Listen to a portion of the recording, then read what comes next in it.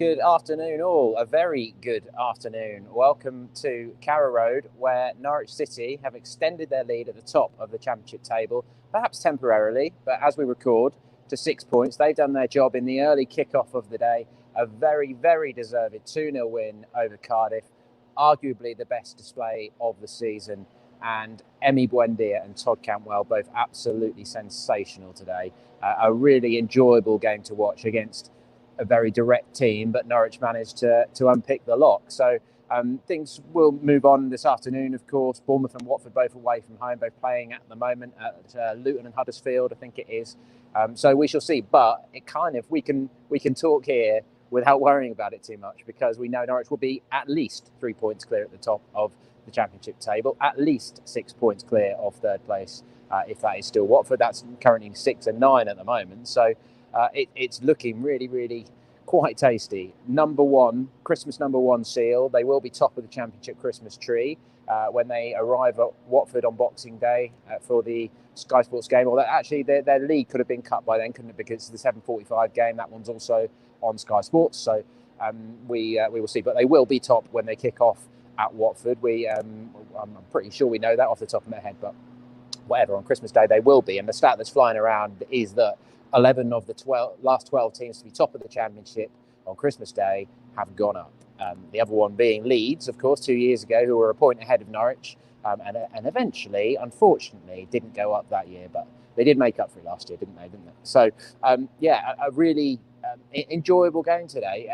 Daniel Farke made two changes. He did bring Todd Cantwell back into the starting 11. He brought Mario Vrancic in as well, and Marco Stiepermann and Josh Martin both dropped to the bench. Lucas Rupp was back amongst the substitutes as well, so that's the first time that Daniel's been able to name 9 subs for a little while as well. But that's just one loss in 7 games. Also a clean sheet, only a 6th clean sheet of the season. It had been 7 games without one, and Michael McGovern did certainly earn that. He was busy. He made one fantastic save in the first half. That's 3 games in a row now that he's made really important saves. So all those fears about him coming in for Tim Krul have proved pretty unfounded on the whole. His distribution was pretty good today, and it just takes the urgency out of having to bring Krul back. You don't have to rush him. You can make sure that thigh is fully healed and okay to crack on with the rest of the season. Watford on Boxing Day, and then they've got 2 home games either side of New Year's Eve here against QPR and Barnsley. They were the changes. The stats: 62% of possession, 16 shots at goal and 5 on target to Cardiff's 10 and 3 on target. Lots of aerial balls right from the start of the game. We all knew what this was going to be, because that is how Cardiff play under Neil Harris. And they did. They just bombed the ball forward whenever they could. Norwich probably gave them more set pieces than they would have liked, really. Norwich won 21 aerial duels. Cardiff won 27. They're a big team, and they try to play to their strengths. But just in terms of would you rather watch week to week if you're a football fan? I mean, for me, it's absolutely no contest, because Norwich played some beautiful football today. It should have probably been a 4 or 5-0 win, but as the way things have been going, it's just a gradual growth of confidence, isn't it, under Norwich? They're flourishing sort of slowly and growing into their full capabilities, because we of course knew, as you do with most teams that come down from the Premier League, that they have got the potential to win promotion comfortably because of the resources that have been available to them, to the strength and depth that you've got in squads. But that's not how football works, not how the Championship works, is it? You've got to fight and scrap at every single point at this level. This year in particular, it seems to be a pretty level playing field, but they've kept scrapping their way to wins. They kept winning by 1 goal. This is only the 2nd of their 13 wins, which has been by more than 1 goal. So that felt like it meant a lot. And when that 2nd goal went in, which was from Cantwell, and it was a brilliant strike, the 2,000 fans in that stand over there behind me, 2,000 fans, although I see there's a government press conference this afternoon, so we'll have to see how much longer fans are going to be allowed into football stadiums and things like that. But let's not get into that right at the moment. We'll see what January brings, or maybe even the games against Barnsley and QPR, which is worrying. But they really enjoyed this one, and they enjoyed singing "We're top of the league." They enjoyed singing "He's just too good for you" when Emi Buendia was fouled yet again. They enjoyed seeing he's one of our own when Todd Cantwell played brilliantly and tracked back and stopped them from crossing a ball into the box. This was just a day to really enjoy. And if Cardiff had managed to brutally bash their way to an equaliser and restored the party, it wouldn't have been sort of morally right, I don't think, because there was one team on that pitch who were playing attacking, exciting football, which is fitting of a team chasing a place in the best league in the world. So a huge amount of satisfaction around. Still absolutely no sense they're getting carried away with themselves, because it was so recent how hard they had to work in the Championship that the majority of this squad and Daniel Farke, his coach staff, they know that nothing's won yet. They know that the second half can go badly, and they end up with egg on their face, and it doesn't work out. But the way things are going, the way things are growing, I think the confidence amongst the fans that something good is really brewing here, it's just growing game by game, isn't it? Let's give you my ratings early doors. I'm going to go big. I'm going to go Todd Cantwell and Emi Buendia, both a 9. I thought they were really, really good today. Enjoyed watching them so much. And Todd just takes man of the match, but it was 2 man of the match displays, I would say.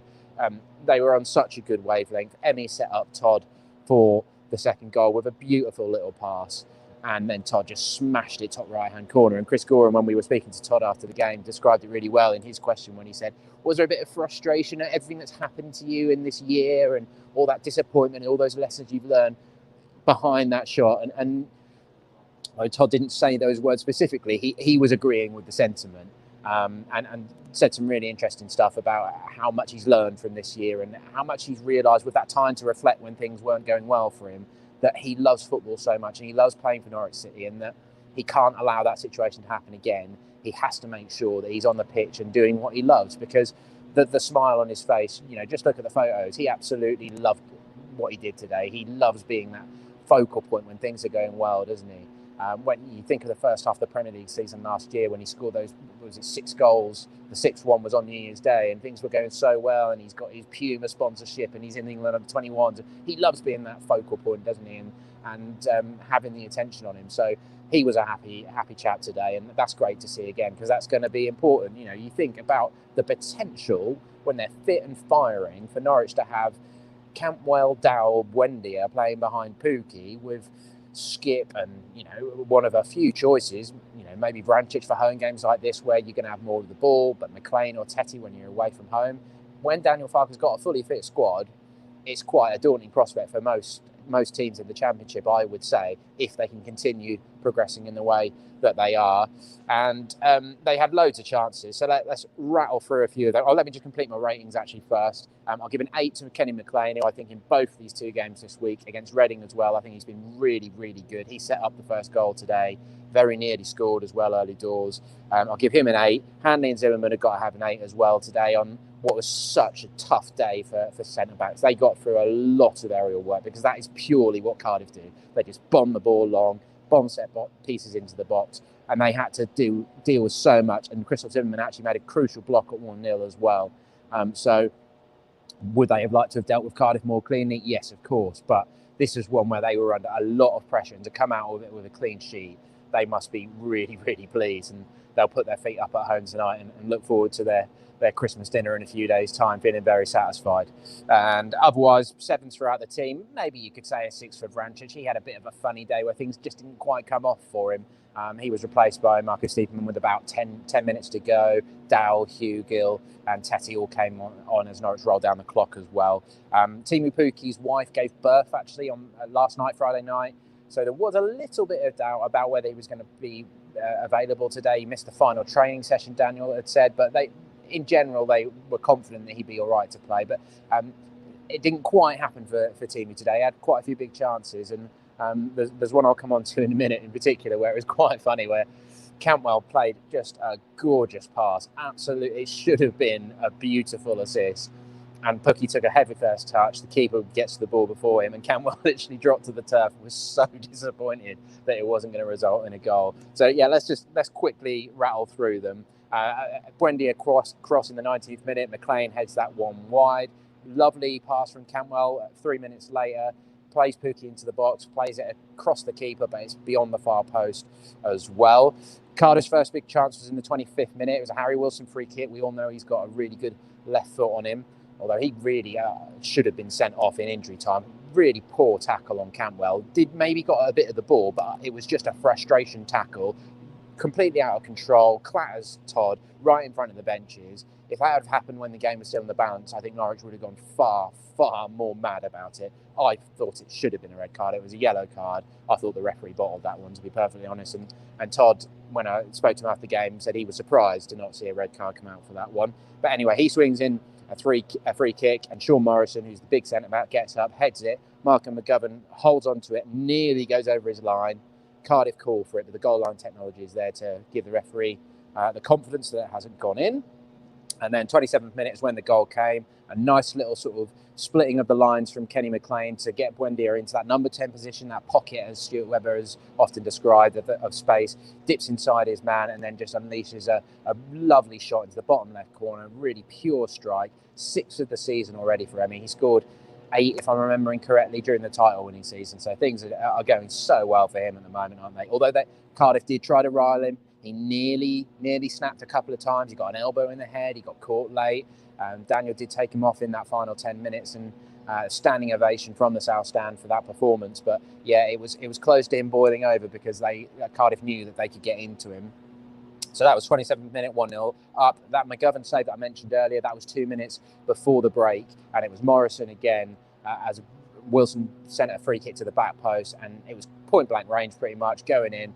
McGovern brilliantly manages to keep it out. Yeah, he was wearing a cap on in the first half because the sun was in his eyes, and the follow-up shot was offside, fortunately. So that was massive to still be leading 1-0 at half-time. But then Norwich should have put it to bed. Early in the second half, Pookie has those 2 big chances. A poor ball from Marlon Pack, and he's clean through, chips the keeper, and it just drops wide. We all thought it was going to be a lovely goal. That brilliant pass from Cantwell I mentioned a minute ago, heavy touch, Pookie wastes that one. That was literally all in the first 3 minutes of the second half. On the hour was that Zimmerman block from Joe Rawls, who sort of span into the box and pulled the trigger, but Zimmerman was there to block it behind. And then the goal, 71st minute, the crucial one from Todd Cantwell. Buendia I think he was surrounded by 3 men maybe, just manages to prod it to Cantwell in a little bit of space on the edge of the D, and Todd just leathered it. He put his laces through it. Such a pure shot into the top right-hand corner. It was past the keeper before he knew it. Personally, I think it's better than the goal he scored against Man United in the FA Cup quarter-final last year, and he wasn't sure without having seen it back, but he was very pleased with it, as you can imagine. That meant a lot to him. Buendia smashed one wide from close range as well, and then Norwich sort of wound down the clock from there. And there was a few strange. Well, there was one scare actually when Junior Hoylett he fired a ball into the box and Hanley flicked it on, and it looked like it might be dropping into the net for a minute, but fortunately went over the bar. But Norwich were sort of distracted because Max Aarons had stayed down in the corner over there. Between the Buckley and the South Stand, and apparently Aarons had just rolled his ankle a little bit. He'd stayed off the pitch near the advertising hoardings, and Norwich were bringing on Hugill and Tetty, and it was going to be for Pookie and someone in midfield, possibly McLean, I would have thought. But then they decided not to do it, defend the corner, and then decide what they were doing. But just for a few minutes, it was like, oh, this is a bit nervous here. But eventually they took off Aarons instead, but Daniel's hoping that one's going to be okay. So I think that just about covers it.